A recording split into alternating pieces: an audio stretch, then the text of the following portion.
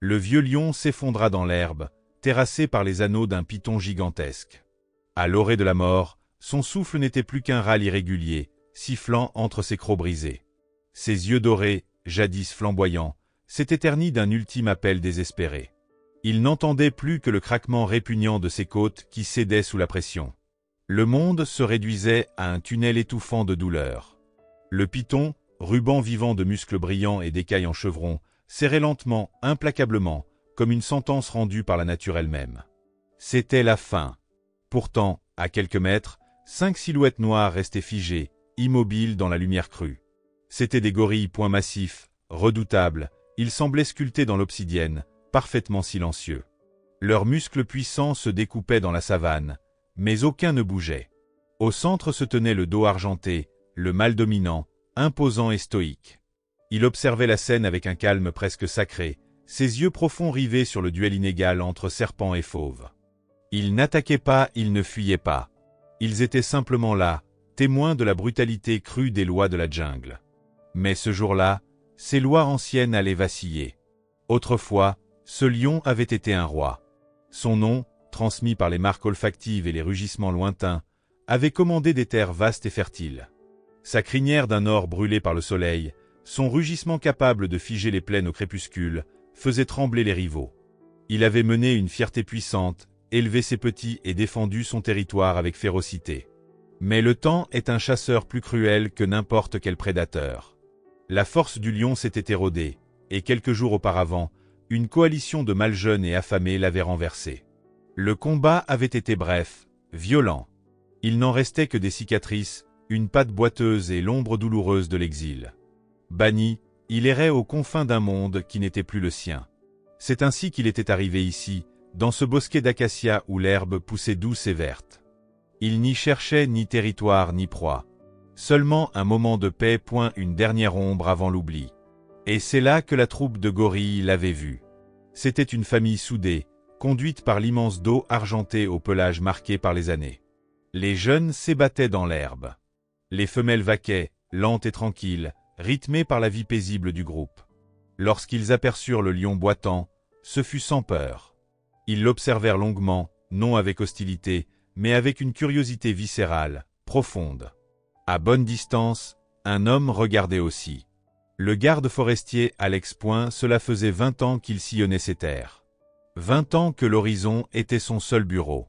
Il connaissait cette savane comme un poète connaît son silence. Chaque souffle, chaque cri, chaque mort. Il connaissait ce lion Point et elle avait suivi, de loin, l'ascension de ce roi et sa lente chute. Et maintenant, il le voyait là, brisé. Mais ce n'était pas tout Point, Alex vit aussi le python. Une créature magnifique, ancienne, aussi vieille que les légendes, glissant comme une onde noire dans les herbes. Il ne connaissait ni haine ni cruauté. Il ne connaissait que l'instinct. Une carcasse fatiguée et solitaire était un signal irrésistible. Le moment venu, il avait répondu à l'appel. Alex resserra la mise au point de ses jumelles. Son estomac se noua point et elle vit le lion s'allonger, trop faible pour se relever. Il vit les gorilles, l'attention en alerte. Il vit le python accéléré, luisant, tendu. 3 mondes s'apprêtaient à entrer en collision, sans le savoir. L'homme connaissait la suite, Point, et elle n'avait vu que trop souvent la nature reprendre ses droits. Cette fois ne serait pas différente. Le python frappa.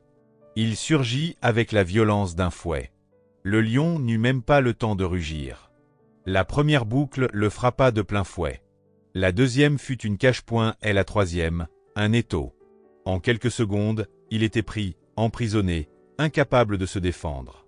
Il se débattit, ses pattes arrière battant l'air, ses griffes raclant inutilement les écailles dures et froides.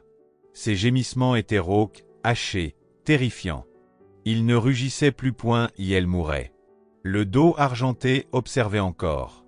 Droit, impassible, son torse large se soulevait lentement.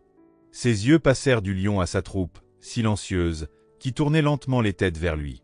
Il était leur force, leur pilier. Un seul geste de lui et tous bougeraient. Mais il ne fit rien Point et elle resta immobile, la mâchoire contractée. Ce n'était pas leur combat Point. Gorille et lion étaient des rivaux, des voisins méfiants, parfois ennemis. Intervenir serait briser une règle ancienne, une règle gravée dans le sol même de la savane. ne pas se mêler. Ne pas interférer, point chacun son monde. Finalement, il grogna point un son bas, lourd de sens, comme s'il portait le poids de millénaires d'observations silencieuses. Puis il tourna le dos point lentement, il fit un signe discret au sien. Il était temps de partir, point le python finirait ce qu'il avait commencé. Et la nature poursuivrait son cycle. Dans sa cachette, Alex hocha la tête. C'était comme il l'avait prédit. Mais à cet instant, quelque chose changea. Le python, sûr de sa victoire, fit glisser sa tête entre les anneaux emmêlés de son propre corps. Il avançait avec une lenteur calculée, orienté vers le visage du lion. Sa mâchoire s'ouvrait légèrement, ses crochets brillants déjà prêts à mordre. Ce n'était plus qu'une question de secondes. L'ultime pression allait s'abattre, étouffant toute vie dans le regard éteint du vieux roi. L'animal meurtri n'était plus qu'un souffle entre deux mondes. Et c'est alors que le dos argenté s'arrêta net. Il n'avait fait que quelques pas, mais quelque chose dans ce mouvement final du serpent, dans cette précision glaciale, le figea. Il se retourna point, son corps entier changea. Les épaules tendues, la poitrine gonflée d'un souffle puissant, il n'était plus le spectateur distant. Il était devenu une force en éveil. Ses yeux sombres s'allumèrent d'un éclat différent. Un grondement sourd monta du fond de sa gorge, montant en intensité jusqu'à devenir un cri sauvage, profond, primitif. Ce n'était ni un avertissement ni un défi. C'était une déclaration. La loi venait d'être suspendue. D'un bond stupéfiant pour sa taille, il s'élança. Son corps massif fendit l'air, ses bras tendus, ses jambes martelant le sol. Il parcourut la distance entre lui et la scène du drame en quelques secondes seulement. Il ne visait pas la tête ni le cœur du serpent. Il connaissait mieux que quiconque la mécanique de la survie. Il visa la queue, l'extrémité négligée de cette créature trop concentrée sur sa proie. Il la saisit à deux mains, planta ses pieds profondément dans la terre meuble et tira de toutes ses forces. La secousse fut brutale. Le python, surpris, relâcha légèrement son emprise. Pas assez pour libérer le lion, mais suffisamment pour briser le rythme fatal de sa constriction. C'était le signal. Les 4 autres gorilles bondirent à leur tour. En un éclair, la savane fut envahie par un tumulte de cris, de gestes puissants, de souffles courts. Les silhouettes noires se ruèrent sur le corps emmêlé du serpent et du fauve. Ils ne frappaient pas aveuglément.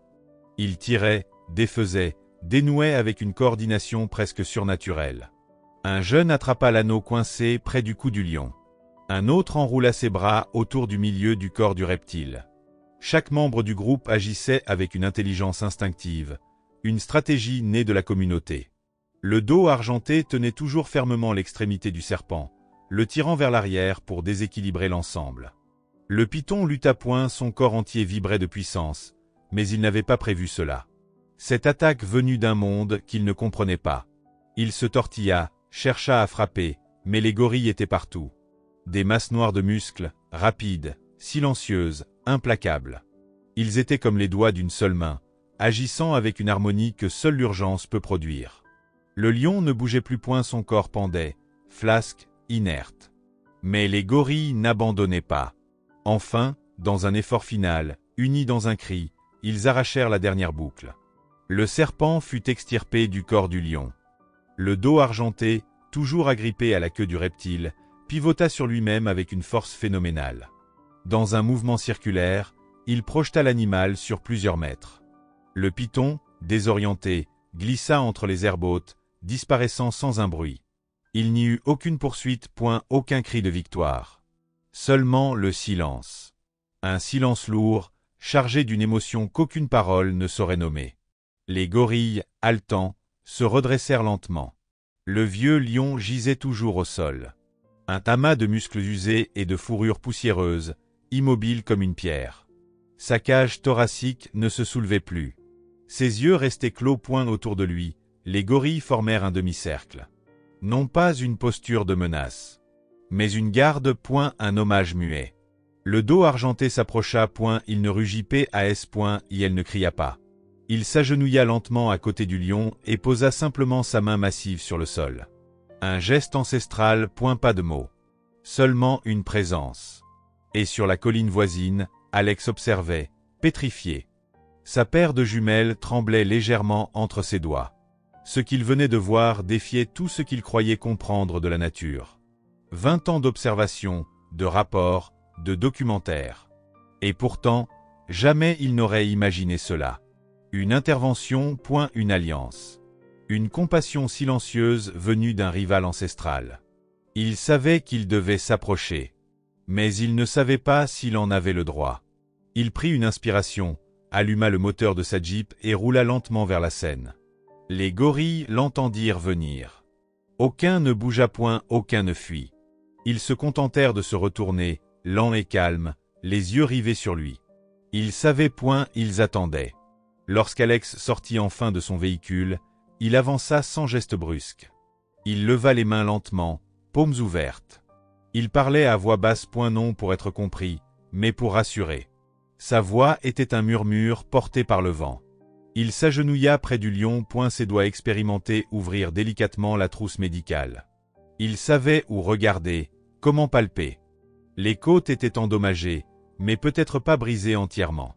Il nettoya les marques rouges, les cercles sinistres laissés par la pression des anneaux. Le lion ne réagissait pas. Les gorilles, eux, ne le quittaient pas des yeux. Ils restaient immobiles, tels des statues gardiennes, lourdes et sombres. Alex sentait leur souffle derrière lui. Leur chaleur point, leur silence point, et elle travaillait vite, précis, mais sans brutalité. Chaque geste était un pari. Et puis, un miracle.